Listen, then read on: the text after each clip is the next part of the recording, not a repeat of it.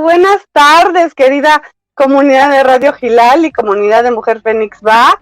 Hoy estamos, mi queridísima Mar Guerrero y su servidora Belia Arroyo, en un programa y en un horario muy particular, porque tenemos un enlace a España y con una queridísima y admiradísima y todo loísima que se pueda, mujer que es historiadora, que es escritora, que es fundadora de varios proyectos, y la vamos a tener a lo largo de esta hora hablando de un texto del que ya tuvimos una dinámica y que yo sí te voy a embaucar, Mar, para que hagas un círculo literario del libro El placer femenino esclitórico, y tenemos a nada más y nada menos que a su autora, María Milagros Rivera Garretas. Que pase nuestra invitada, por favor. Me hago pipí de la emoción. María Milagros, bienvenida, buenas tardes, buenas noches para ti. Sí, ¿no me escucho? María Milagros dice que no nos oye. ¿Tú me oyes, Mar? Sí, yo te escucho. ¿Sí? Hola. Ay, a ver. Katy, ¿le puedes decir a María Milagros que si se sale y vuelve a entrar, por favor? ¿Le puedes escribir?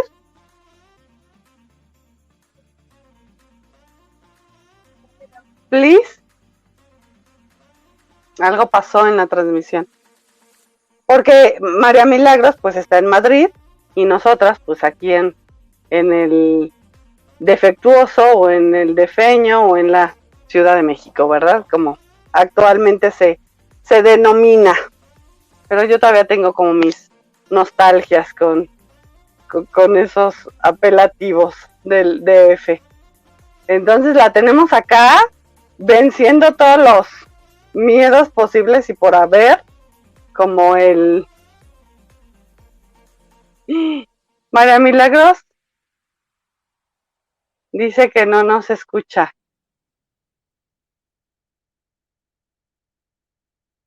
¿Qué hacemos, Katy?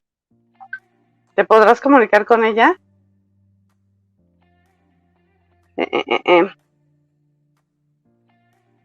Y estábamos platicando hace un momentito.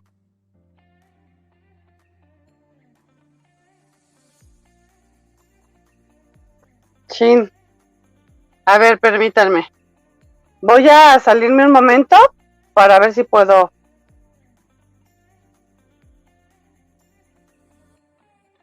Me van a dejar sola en lo que se arreglan los asuntos técnicos, y creo que también podemos aprovechar para que más personas se unan a este en vivo, porque va a estar buenísimo. Vamos a platicar principalmente sobre el libro, el más reciente, bueno, no el más reciente, sí como autora en solitaria, de María Milagros Rivera, que es El placer femenino esclitórico, y que, como decía Belia, ella ya organizó una rifa hace un par de meses, y pues quizá nos toca organizar también un círculo, una tertulia feminista en torno al libro. Sería maravilloso.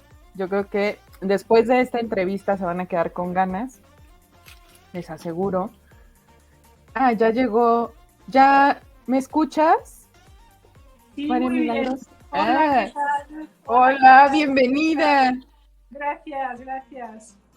Muy contenta de estar aquí con vosotras y muy agradecida. Nosotras también muy agradecidas por ser tan generosa con tu tiempo y con tus sentires y con todo. Estamos muy emocionadas. Te leímos atentas, tenemos varias preguntas y estamos muy contentas de que hayas aceptado conversar con nosotras. Bueno, yo vengo de conductora invitada. Belia me invitó justo porque las dos pues nos dedicamos a estudiar el tema del placer, y para nosotras ha sido un placer encontrar este libro y esta propuesta y estamos deseosas de comentarlo. Entonces vamos a esperar a que Belia se una para pues dar inicio formalmente a esta conversación, a este diálogo. Muy bien, muy bien. Tú eres Mar, entonces. Sí. Estupendo. Encantada, Mar. Mucho gusto. Mucho gusto. Pues ahorita Belia ya estaba acá y algo pasó, ahí está ya de regreso. Ya estoy acá. ¿Ya nos escuchas, María? Sí, estupendamente. No sé qué ha ocurrido, que de pronto ha desaparecido el audio. El audio. No, me ha pasado varias veces. No, pues qué placer que estés acá, empezando, para empezar a hablar del tema, ¿verdad? Y voy a hacer una presentación que voy a tomar de tu propia página para no echarme la de Wikipedia, que es como bastante más técnica, y creo que ahorita nos viene como mejor pues lo que tú misma expones de ti. María Milagros Rivera Garretas es madre, abuela, ama de su casa, ensayista, filóloga, traductora, fundadora, catedrática emérita de Historia Medieval de la Universidad de Barcelona y exdirectora e investigadora del Centro de Recerca Douda. Además de Douda y de su revista del mismo nombre, ha contribuido a fundar la librería Prolec de Barcelona, la colección de arte y punto de investigación La Relación en 2000, la Fundación Enredos de Madrid en 2002, la Biblioteca Virtual de Investigación Douda en 2011 y la colección a mano 2020. La tenemos acá en razón de su libro El placer femenino escritórico, pero su obra pues es extensa. Tiene otro libro que se llama La madre en la mar, El enigma del Tiamat, Emily Dickinson, que creo que es alguien que te representa bastante, La incomodidad, el priorato y la villa de Ucles en la Edad Media, desde el punto de vista será histórico, y el más reciente, Tocadas por el mal. A ver si al final nos puedes dar una probadita de lo que se tratará. Y también por mi parte presento a María Isabel Macías Guerrero. Bueno, ella aparte de ser mi amiga, ¿verdad? Y mi maestra, nació en Sinaloa, es sudcaliforniana por convicción, actualmente habitante apasionada de la Ciudad de México, filósofa feminista, escritora, lectora entusiasta, tallerista y promotora de la cultura independiente, autora del libro Los relatos eróticos Penny Black, cofundadora de la colectiva Círculo Literario de Mujeres CDMX, amante de los libros y las buenas charlas y el café, autora de Las Hedonistas y compiladora de un libro que se llama El feminismo que me jodió la vida y después me la devolvió. Y por mi parte, pues yo soy abogada y más recientemente pues soy sexóloga, y desde ahí pues es mi interés también por esta parte del placer clitórico. Y como primer punto, querida María Milagros, quisiéramos saber cómo nació este libro, este texto. Nos interesa mucho saber qué te movió, qué querías desarrollar en él. Bueno, ya lo hemos leído, pero queremos saber cuál fue el para la génesis de este libro.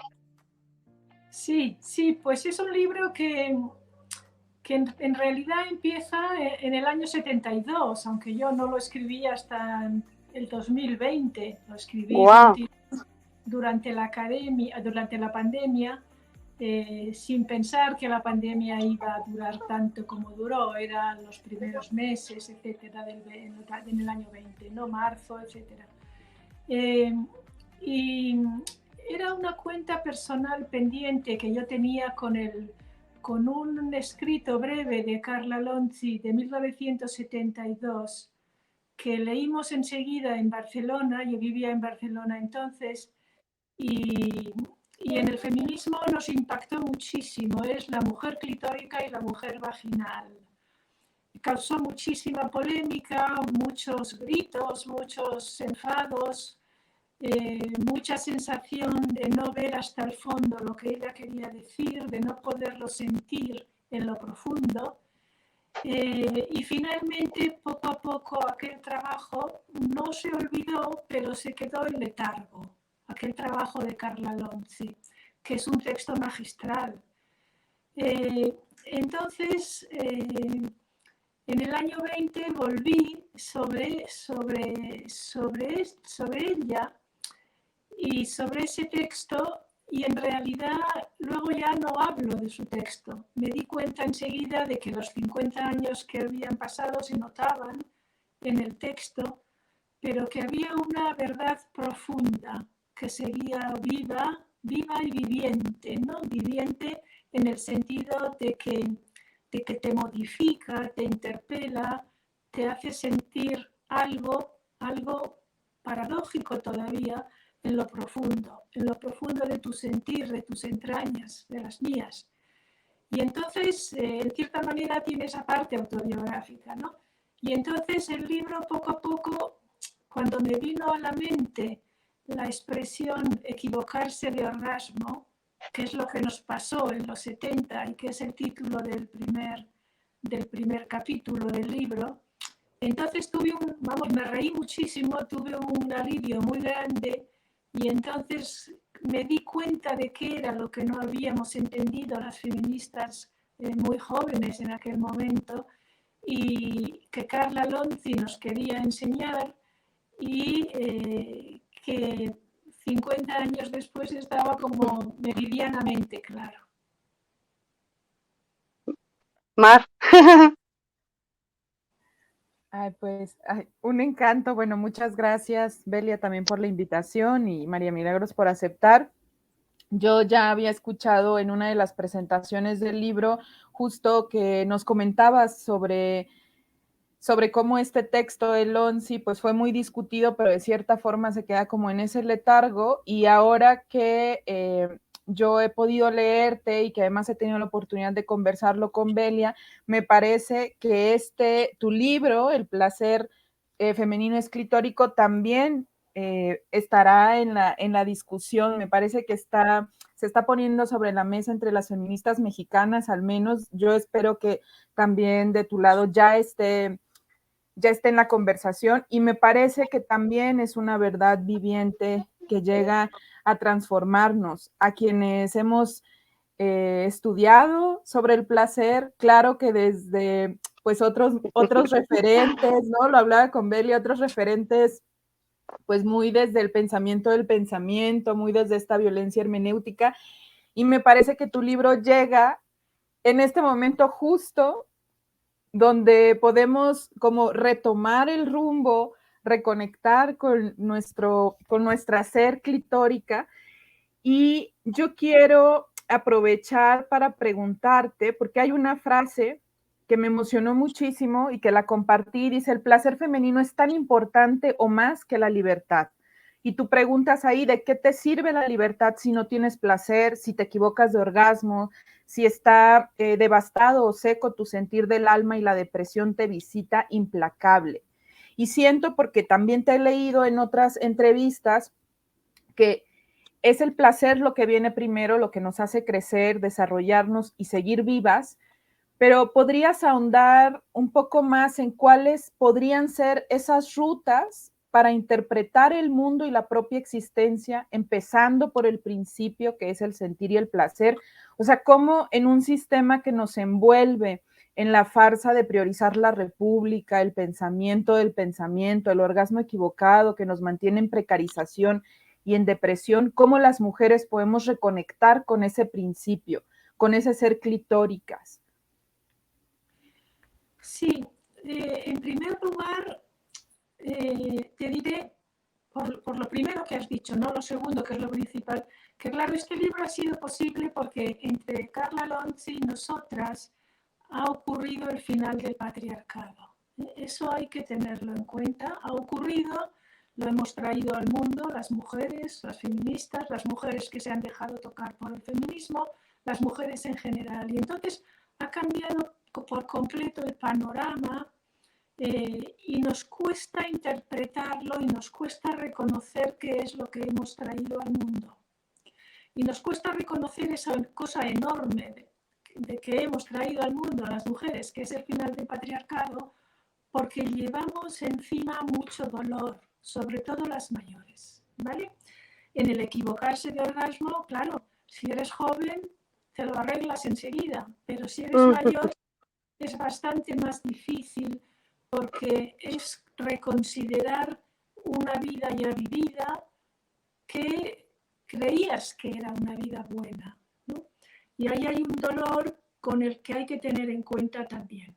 Pero volviendo al placer, sí, realmente yo pienso y reconozco que me costó escribirlo porque sé que la libertad sigue siendo un fetiche en nuestro tiempo, pero que el placer es más importante incluso que la libertad, ¿no? Y efectivamente, ¿de qué te sirve la libertad si no tienes placer en la vida? Si la vida está llena de tristeza, en realidad la tristeza femenina es altamente lo que llaman política, que yo ya no llamaría política ya, porque ha terminado el patriarcado, la polis, etc. Pero bueno, ese es otro tema, otro asunto. Entonces, como rutas, yo creo que la ruta más importante, porque la estoy explorando para la asignatura que tengo que dar en el máster de dúo de este año, lo tengo entre manos, pero creo que la ruta, la que se me presenta como más importante, es la de no ceder a la vaginalidad. No ceder las mujeres a la vaginalidad. No casarse tontamente, no entrar tontamente en el contrato sexual. No entrar libremente en un contrato sexual que ya está muerto y que exige la cuota vaginal. Y la exige con la inercia de los milenios, con la inercia de los tiempos y de la repetición. Entonces, en la vaginalidad cae la culta, la inculta, la rica, la pobre. Hoy es extrañamente frecuente, y no solo desde ahora, sino hace ya años, pero que parece que cada vez más, sobre todo en mujeres que somos todas al final universitarias, todas, muchas, y que por tanto hemos sufrido la violencia hermenéutica universitaria, es confundir la vulva con la vagina. Pero incluso en la televisión, o sea, en medios de comunicación que en principio se fijan bastante más en lo que dicen que cuando estamos en un café. Entonces esa confusión entre la vulva y la vagina, cuando la vagina ni existe, pero bueno, esa es otra pregunta, esa confusión implica que hemos cedido muchísimo y seguimos cediendo a la vaginalidad cuando ya nadie nos obliga. Nadie le obliga a una mujer a casarse por la fuerza. Nadie le obliga a una mujer de hoy a fingir un orgasmo. Nadie. Y en cambio ella sigue ahí y hombres jóvenes, mayores, es igual, de distintos tipos, de distintos orígenes, de distintos lugares, siguen esperando una vaginalidad a demanda. Claro. Hay unas que dicen, me pongo como un saco de patatas, me hago la muerta. Yo cuando oí esto, pero bueno, en mujeres que han hecho la tesis conmigo, o sea, no en mujeres que yo he visto por la calle, no. Este fue un motivo para llegar a darme cuenta de lo que estoy diciendo ahora, ¿no? Entonces, este libro lo que trae es que el placer clitórico es una práctica. Este libro no es un libro de teoría. Es un libro de práctica y que incita a la práctica, que muestra práctica. Wow. Sí, fíjate que yo que me dedico al ámbito de la sexología, pues por un lado está la preocupación para alcanzar estos estados orgiásticos, ¿no? Tener orgasmos, pues como un mandato, ¿no? Pero al revisar historias de vida, al revisar cómo ha venido, sí, tanto el tema del conocimiento sobre la sexualidad, todo lo que engloba esta gran materia, pero las experiencias de vida, pues nos damos cuenta, y esto me salta mucho más ahora con tu texto, pues que la existencia de las mujeres está en el displacer o en la violencia. No tenemos esta experiencia placentera, no la conocemos, y entonces es difícil acceder a estados de placer generales, y cuando se trata del cuerpo, cuando se trata de sensaciones, pues aparte siempre están aparejadas con esto que acabas de señalar, ¿no? Aparejadas a que siempre va a venir un otro y quizá también una otra que en este constructo todavía patriarcal, yo quiero pensar que todavía es así porque me lo refieren, es que no alcanzan a vislumbrar algo diferente, y tu texto en ese sentido nos viene muy bien, y tenemos que ahondar, a pesar de que, como lo decía con Mar hace un momento, no venimos de esta tradición del feminismo de la diferencia. La hemos explorado como bastante poco, bueno, en lo particular, nosotras, y creo que no es la tradición que nos es más cercana, pero que es momento de poner el placer femenino en el clítoris tal cual, pero que no se queda nada más en el cuerpo, ¿no? Como tal, sino que hay todo un bagaje, y eso es de lo que va completamente el libro, ¿no? La recuperación del sentir, como decía Mar, la recuperación de el gozo a través de otras prácticas de la vida, ¿no, María Milagros? Sí, sí, exactamente por ahí. O sea, sobre todo no separando el cuerpo del alma. ¿Mm? No separando el cuerpo del alma. Una teóloga contemporánea que se llama Antonietta Potente, que presentó este libro varias veces en la traducción italiana, insistió mucho desde el principio, y el libro insiste mucho en el placer del cuerpo y del alma inseparables. Y ella habla en realidad del alma corporal. Yo no la conocía cuando escribí el libro, si no lo hubiera incluido, ¿no? Lo hubiera incluido esta expresión, el alma corporal.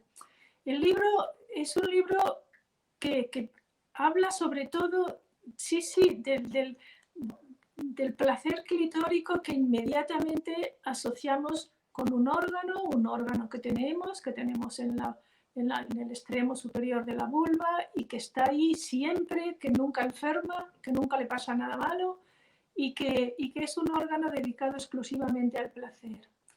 Y yo añado, el placer femenino va siempre con el alma, también.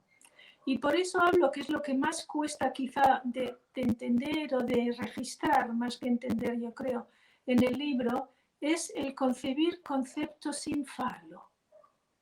Claro, cuando tú dices no cedas a la vaginalidad, ya empiezas, si no cedes a la vaginalidad, empiezas a poder concebir conceptos sin falo, sin masculinidad hegemónica, sin masculinidad opresora, sin conocimiento masculino. En realidad en América, en América y en México, tenéis a una de las más grandes escritoras en ese sentido, que es Sor Juana Inés de la Cruz.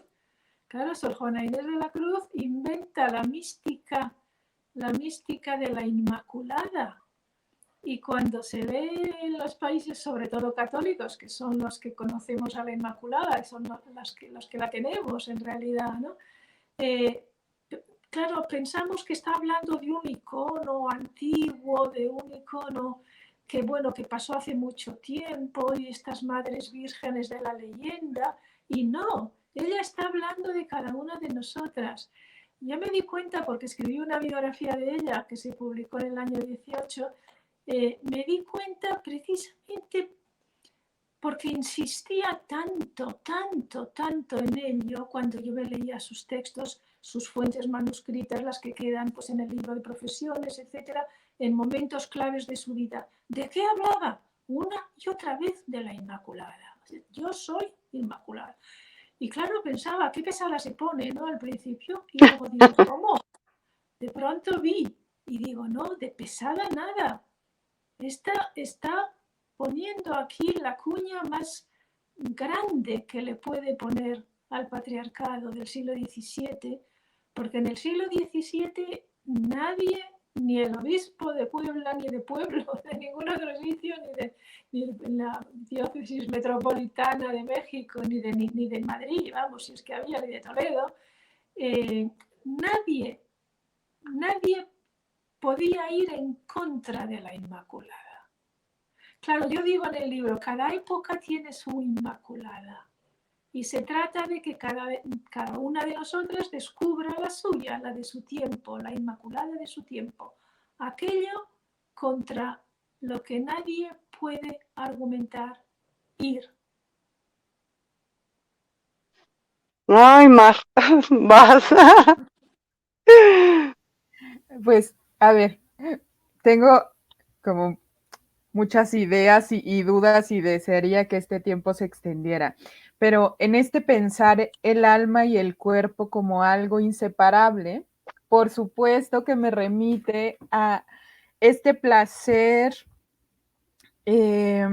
cognitivo nuestro. Y tú en algún momento del libro hablas sobre cómo, bueno, o quizá fue mi interpretación, cómo a veces es más fácil detectar el fraude del placer sexual masculino y buscar el propio placer sexual, digamos, que desenmascarar ese placer cognitivo masculino que nos han vendido y más a quienes estamos en el ámbito universitario, ¿no? Y que nos lo han propuesto además como algo universal. Y entonces cuando leí, que además creo que ese placer cognitivo es uno de los que más disfruto, yo, pues, por supuesto, me preguntaba cómo podemos... ¿cómo logramos las universitarias esa competencia simbólica que tú también mencionas, ¿no? Ese entendimiento, esa inteligencia y método de la lengua materna, dices tú también esa visión clitórica y palabras o signos para decirla, ¿cómo distinguir? Porque me parece que ahí hay todavía como un camino menos andado, ¿no? De pronto cuando las mujeres nos reunimos acá en los círculos, pareciera eso, que nos es fácil detectar este fraude del orgasmo vaginal, ¿no? Estos falsos caminos de la sexualidad masculina.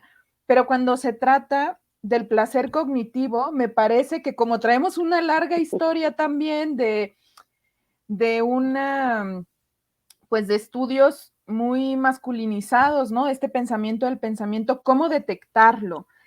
Y también me gustaría mucho pedirte si pudieras ahondar en el alma, porque justo por mi formación como filósofa, pero desde una academia pues muy patriarcal, yo me preguntaba de qué alma estamos hablando, cómo poder transmitir a otras mujeres cuando tú te refieres al alma. Y además esto, ¿no? El poder pensarlo como algo inseparable del cuerpo.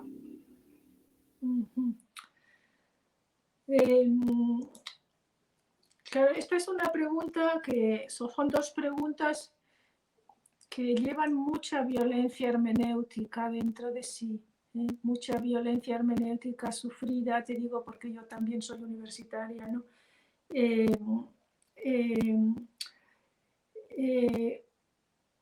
¿Cómo lograr la independencia simbólica, la competencia simbólica?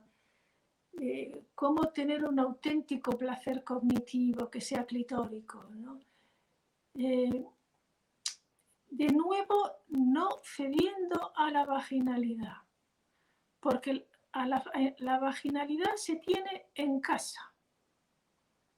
Y si se tiene la vaginalidad en casa, es muy difícil que en la universidad veas y entiendas otra cosa. La gran derrota de las mujeres europeas occidentales ocurrió en el siglo XX con el invento del orgasmo vaginal en 1928. Que vamos, que antes las mujeres no se creían esas milongas. Fue mi generación la que se lo creyó de verdad, porque fue el mayo del 68 quien las ideas sobre el orgasmo vaginal de Wilhelm Reich las publicó y las convirtió en una ideología intocable, no intocable, y con una violencia tremenda también hermenéutica y no solo, ¿no?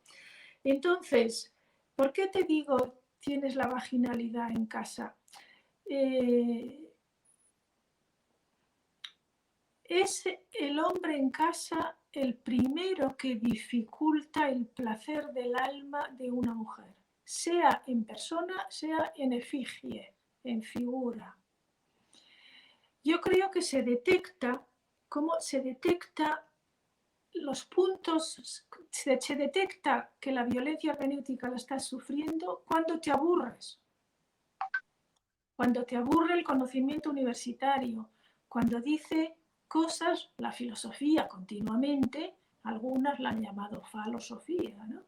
La filosofía, porque no te reconoces en ella. La universidad, dijo Lia Chigarini, para ella fue una pesadilla fálica y a la vez teníamos muchas ganas de estar ahí. Entonces, se detecta también, por ejemplo, primero porque te aburres, segundo porque no te reconoces ahí, tercero porque no sabes qué decir y sobre todo no sabes qué decir que sea tuyo, solo sabes decir repitiendo. Dijo Platón, dijo Aristóteles, dijo Tomás, dijo. Y yo añado, quito, corrijo, le cambio no sé, le quito algunas preposiciones, ¿no? O le pongo otras, o le añado un documento que he encontrado, pero claro, ¿todo eso a ti te da placer? No. Desde luego, si empiezas a enfermar, lo ves seguro. Yo recuerdo en el 17 y 18, otra vez volviendo a la escritura del libro de Juana Inés, que empecé leyendo el primero sueño, porque ya sabía que pasaba por encima de muchos falos y se reía de muchos obeliscos, ¿no? Y lo fui leyendo, y cuando veía alguna figura que me daba curiosidad ver lo que habían dicho las eruditas, entonces decían cosas tan distintas de lo que yo leía en ella que realmente empecé a enfermar leyendo el sorjuanismo, lo que se llama sorjuanismo como método, como escritura universitaria sobre ella, ¿no? Empecé literalmente a encontrarme mal, de pronto tenía náuseas, ¿no? Y me di cuenta de que las náuseas no venían de una cuestión interna mía, sino que venían de lo que estaba leyendo. Y dije, basta, no leo absolutamente nada más de todo esto. Y entonces escribí el libro. ¿Por qué? Porque lo que una mujer trae al mundo no está nunca en la universidad, nunca. Lo que tiene que ser dicho por ti. Si tú te acercas a una cuestión filosófica, tienes un deseo, un interés, pues mantente fiel a ese deseo, a ese interés, y procura no leer los libros que a ti no te han tenido en cuenta. Porque ¿qué inspiración vas a encontrar ahí? Vas a encontrar inspiración para el hombre, pero no vas a encontrar inspiración para una mujer libre, una mujer que tiene independencia simbólica del patriarcado. Eso es importantísimo, es decir, con la vaginalidad no se juega, no se juega. Hay que tenerlo muy claro. Te puede interesar, te harás rica, te harás poderosa, vale, pero no tendrás independencia simbólica, competencia simbólica. Si buscas esto, claro, y desde luego no tendrás placer clitórico, eso, vamos, ni de broma. Entonces, me decías ahondar en el alma. María Zambrano dice una frase que ella atribuye a Aristóteles, yo no sé, que dice que el alma es como una mano, porque está en todas las cosas. Yo creo que para una mujer clitórica ahí está dicho todo. El alma eres tú, tu alma corporal eres tú.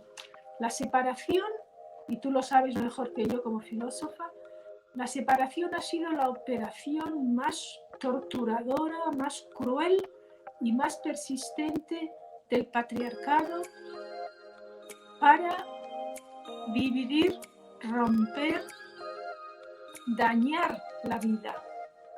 sobre todo la femenina. Wow. Sí, y desde el cuerpo, como la ciencia sexológica, pues también ha sido un territorio de hombres donde nos han puesto un ABC de lo que tendría que ser o de todas las enfermedades o síndromes que padecemos las mujeres porque no cumplimos con esta expectativa. De hecho, estaba recuperando una conversación tuya donde hablabas de que cómo se ha ¿cómo se dice, Mar? Patologizado, pues la falta de orgasmo, ¿no? Fisiológicamente hablando.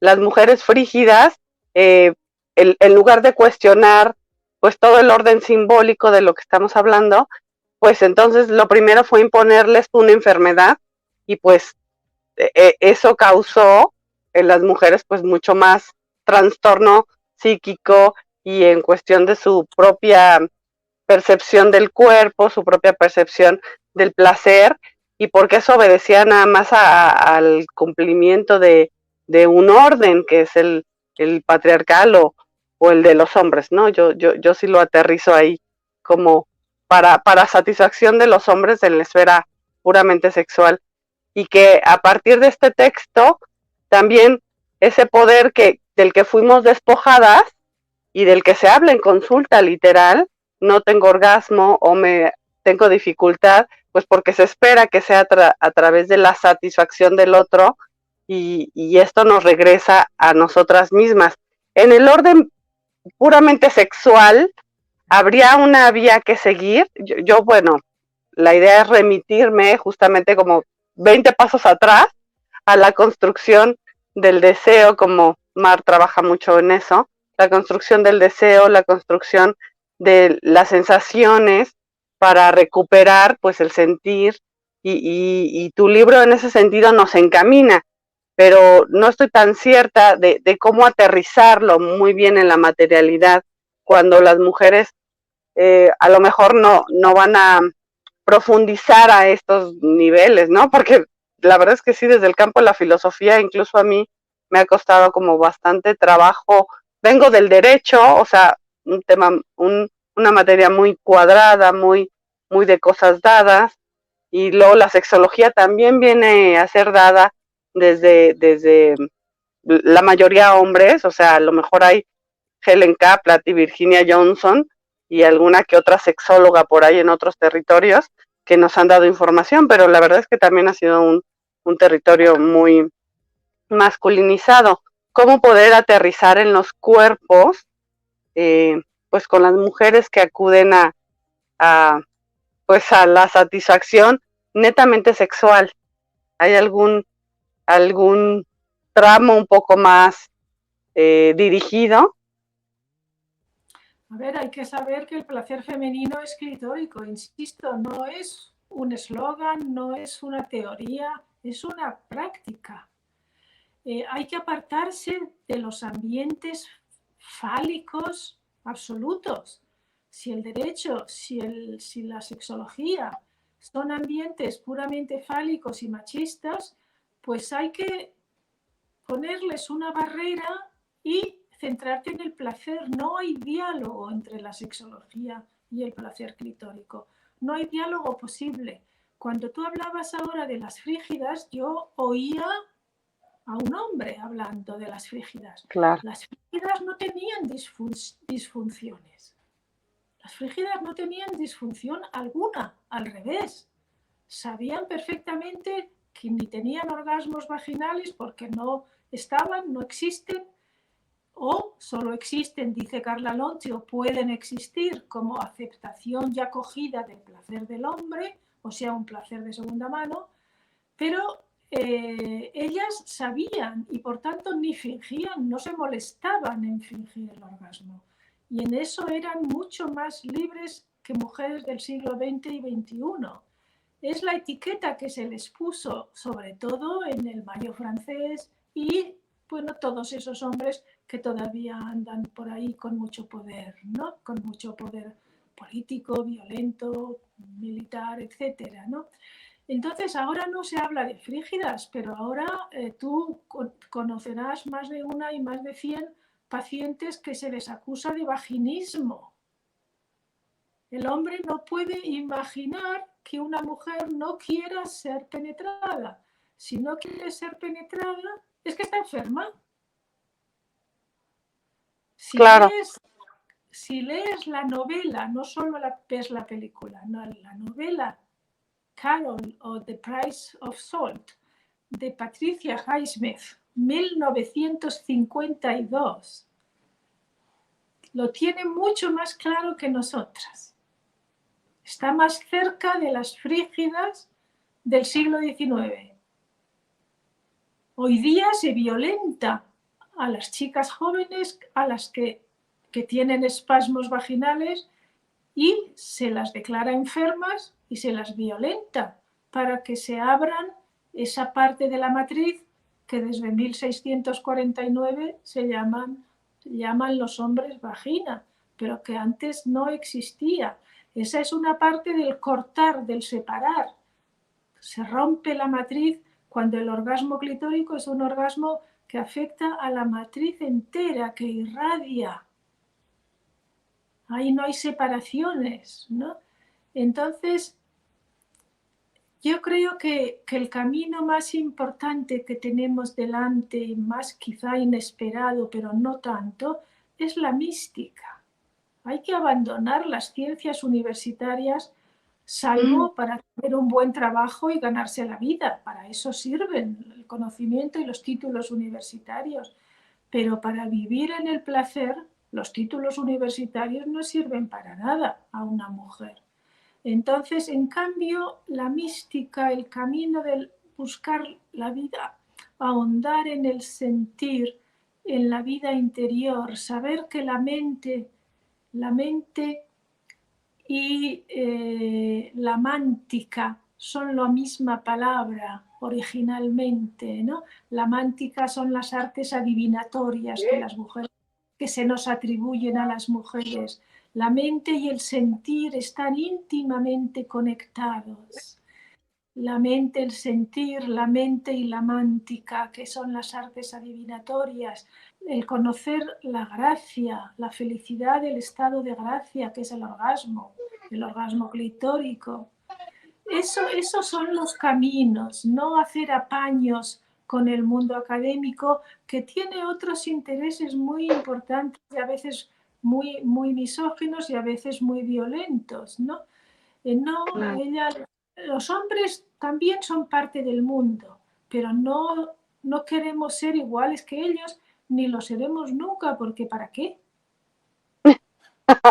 Es correcto. La madre viene siempre antes, y el placer clitórico que da vida a la siguiente primera vida es solo femenino, como la oveja Dolly, que salió de 2 células femeninas. Claro. ¡Ay, vas, Mar! Ay, muchas gracias. Bueno, pensaba, primero en esta disección alma-cuerpo, y que además cuando tú nos llevas en este recorrido histórico, pues nos damos cuenta en que también hay esta disección, ¿no? Matriz y este invento vagina, y nosotras cuando trabajamos con grupos de mujeres, con otras mujeres, pues también nos damos cuenta cómo el cuerpo aparece como este instrumento, ¿no? Y entonces muchas se refieren a tener un cuerpo, y notamos que ahí está una de las trabas claras, incluso en hablar de un placer femenino libre, en el que nos vemos como separadas de, y o sea, a mí me gustaría como ahondar en eso, pero también ahorita que mencionabas la mística, a mí me surge una pregunta: si tú encuentras relación entre esta mística y la propuesta de erótica que hace Audre Lorde, porque yo la he trabajado, o sea, retomé a Audre Lorde con su ensayo de los usos de lo erótico, y hablo desde la erótica, y a mí me parece que hay una mística y que ella también está hablando de esa, de de esa fuerza interna, de esa energía inagotable, de ese sentir, ¿no? De ese reconectar con uno. Entonces, quería preguntarte si tú también encuentras como algún paralelismo con ello. Y por último, no sé si haya tiempo para esta, pero a mí me encantaría también saber qué opinas, ahorita que hablabas de la universidad, ¿no? De estos espacios que en realidad pues no nos funcionan para el placer, no están diseñados para ello, pero me preguntaba si es una de las competencias de nosotras las feministas, desarticular esa violencia hermenéutica propia de las universidades y empezar a transformarnos como investigadoras desde estos terrenos académicos para empezar a hablar ya sea de esta erótica de la antropología o de esta mística que también está presente, a mí me parece, en la investigación que tiene que ver con trabajar con otras personas, con otras interlocutoras. O sea, no sé si debemos olvidarnos de esos espacios y no dar la batalla ahí, o si de alguna forma es algo que sí queremos o que sí podríamos hacer. A ver, empiezo por lo último. No se trata de dar batallas nada. Se trata de no dar crédito. No dar crédito a la universidad, a su conocimiento. No dar crédito como mujer. Los hombres le dan muchísimo crédito, pues bueno, pero tú no. Tú no, porque a ti no te compensa ese crédito, no te renta nada. Pero la universidad piensa que en realidad está vacía. Como el aula, ¿no? El aula en principio es un espacio vacío en el que se entran alumnas, entran alumnos, entra la profesora, entra el profesor, hablan, comentan, intervienen, esperando a que acontezca algo. ¿Vale? Entonces tú en la universidad puedes ser una fiel repetidora del conocimiento universitario, fiel o infiel según tu competencia, o puedes ser libre, por más programas, y yo lo digo por experiencia. Yo he explicado la historia medieval universal, por ejemplo, en primer curso, solo como a mí me gusta, con los mismos epígrafes que estaban en los programas oficiales. Es una experiencia que hice y funcionó, y las alumnas estaban encantadas. Digo alumnas porque eran mayoría alumnas, era una licenciatura en Historia del Arte, ¿no? Cuando existían las licenciaturas. Entonces, no, el ir en contra es la misma operación que obedecer. A favor o en contra es una actitud binaria típica del pensamiento académico, grecolatino, cristiano, siempre equivocado con estas antinomias. Las mujeres no somos antinómicas, nos lo tienen que enseñar y las alumnas casi ni lo aprenden, pero lo hacen cuando están en la universidad porque si no les suspenden. Entonces no hay que desarticular nada, es un constructo tan enorme que te pasarías media vida intentando desarticular 4 cosas. No, hay que esquivar todo eso, puesto que tú eres absolutamente libre ahí, como eres absolutamente libre en tu consulta. No dar crédito, no dar el crédito que no tiene, no reconocer el crédito que no tiene. Claro, eso es una transformación interior muy grande que afecta a la propia vida, que no se puede hacer solo en la clase, solo cuando voy al gimnasio o solo cuando estoy en clase de yoga. No, es una opción de vida, pero que hoy, terminado el patriarcado, se puede dar, se puede hacer, se puede tomar esa opción con mucho menos coste que 40 años atrás, muchísimo menos, muchísimo menos. Habrá mujeres que están felices con lo que dices, habrá otras que no, efectivamente. Pero el primer proceso de transformación o procesos o movimientos de transformación son míos, míos. no de mi paciente, no de mi alumna, son míos. Y recordando que existen las revoluciones simbólicas, las revoluciones de sentido, y que son instantáneas, instantáneas. Y se quedan las revoluciones de sentido frente a las otras, que son antinómicas, por tanto, ahora uno arriba, el otro abajo, el otro abajo, el otro arriba. No, las revoluciones de sentido son instantáneas y permanentes, ahí se quedan. Si tú aprendes a cocinar una sopa, probablemente no se te olvidará nunca, ¿no? Sí. Y esta última parte la recupero porque también en parte del texto y en algunos conversatorios retomas esto que el pensamiento crítico no da placer por esta confrontación de ideas, y bueno, lo acabas de mencionar, ¿no? Lo que implicaría desmenuzar todo ese entramado y a ver si lo logramos, ¿no? Entonces, pienso que la solución, si acaso, es ir como por un camino alterno, pues construyendo conocimiento, tomando referencias. A mí tu libro sí me parece hoy día ya una referencia para este trabajo con las mujeres, justo porque desmembra desde adentro, pues toda esta literatura, toda la violencia hermenéutica, que he de confesar que desde un primer momento no entendía a qué te referías. Yo no vengo de este campo de las ciencias sociales, no sabía, me costó trabajo aterrizarlo, pero creo que justo por eso, por esta propia experiencia, me doy cuenta que pues sí te va causando como esos cracks en el pensamiento y que va dando lugar, es como si se abriera así la tierra y se va cayendo algo y nos va a dar lugar a la experiencia de nosotras, de las mujeres,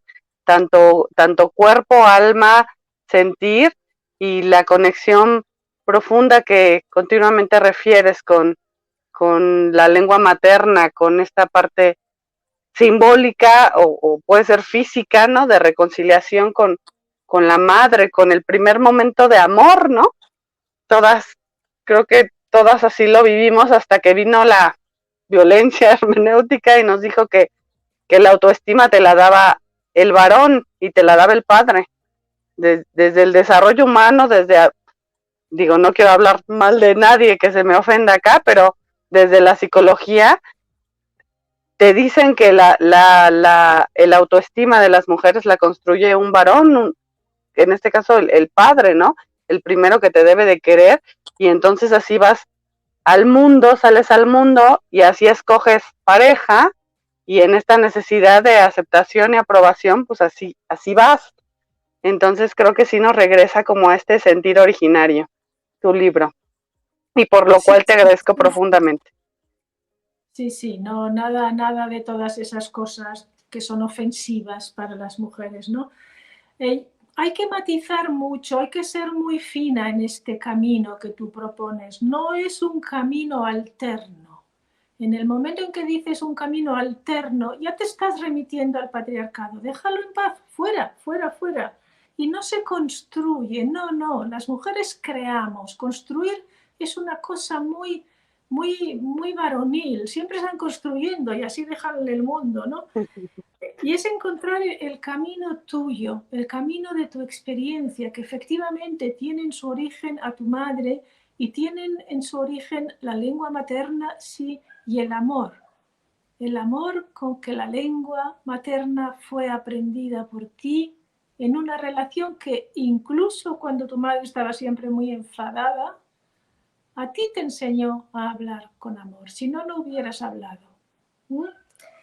Sí, entonces recordando siempre esta percepción genial de la comunidad filosófica diótima, que luego la ha desarrollado poco, pero del año 2006, en un congreso que se hizo en Roma de la Sociedad Internacional de Filósofas, el pensamiento de la experiencia, saber que existe y que es el pensamiento. Existe el pensamiento del pensamiento, que es el de los libros, que todo el rato estamos diciendo, dice no sé quién, dice no sé cuánto. No digo que no los leas, pero léelos con prudencia,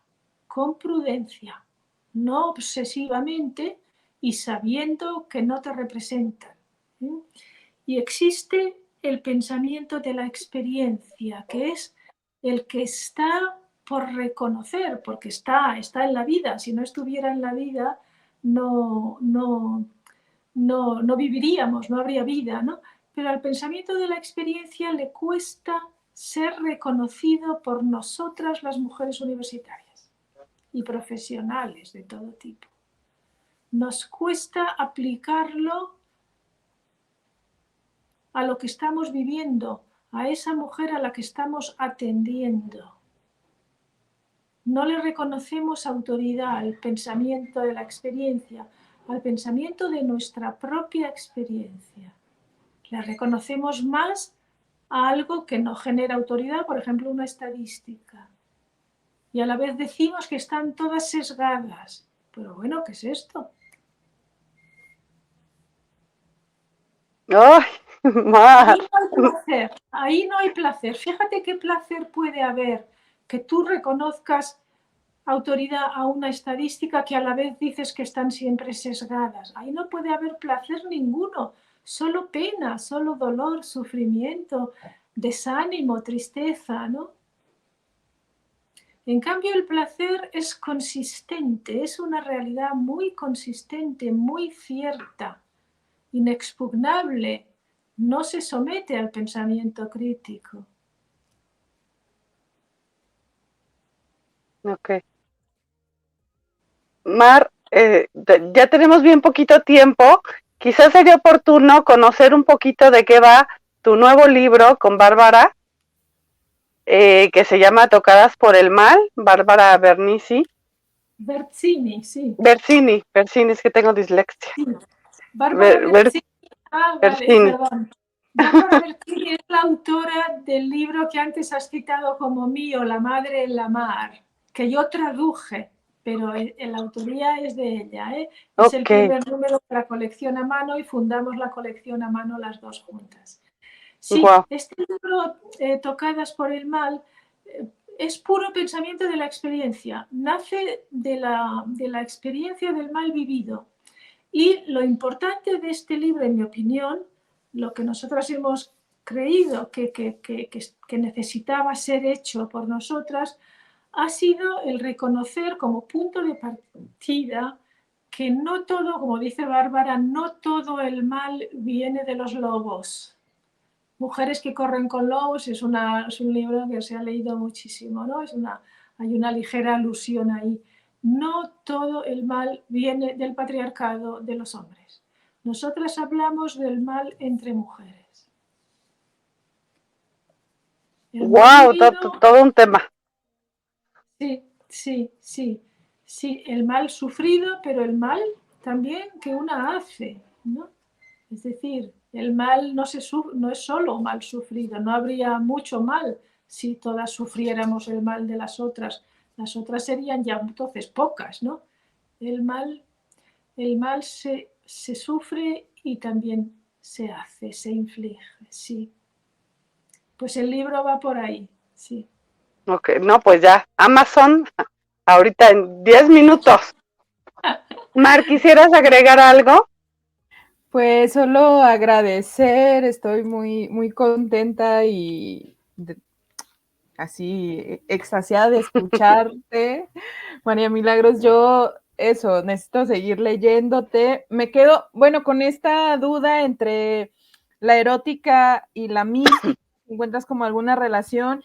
Y nada, recomendarle a todas las que nos están acompañando, pues que busquen el libro, aunque sea de manera digital, que lo socialicen con otras mujeres, que lo compartan, que lo platiquemos y que estemos atentas a cómo han pensado y han expresado ayer y hoy las mujeres el placer clitórico, que me parece que es algo que, bueno, que disfruté mucho también de la lectura. Y eso, muchas gracias, Belia, por la invitación y muchas gracias, no, hombre. a Milagros, por compartirnos de manera tan generosa este estos saberes. Muchas gracias a vosotras y acordaos que todo placer es de la mística. Y las místicas beguinas medievales que están ahora accesibles, traducidas, las místicas se pasaban la vida ahondando en el placer, conociéndolo, reconociéndolo, fomentándolo.